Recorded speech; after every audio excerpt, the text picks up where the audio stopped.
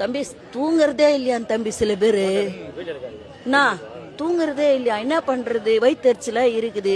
நான் என்ன சொல்றேன், இது ஒரு 110 இது ஒரு 200 டிகிரில ஏறி போகுது. இது அந்த வயிற்றுல சூடு எல்லாம் ஏறிட்ட. நான் என்ன சொல்றேன், ஒரு கால அவகாசம் இருக்கணும் தம்பி.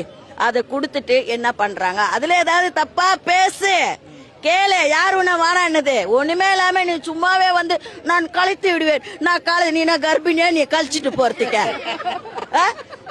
சொல்லுங்க தம்பி, எப்படி நீ கழிப்ப? நீலாம் கழிக்க முடியாது. நீ மக்கள் வந்து முழு மனசோட தேர்ந்தெடுத்துக்கிறாங்க. உனக்கெல்லாம் அதிகாரமே கிடைக்காது கழிக்கிறதுக்கு. நாங்க அதெல்லாம் இல்ல தம்பி.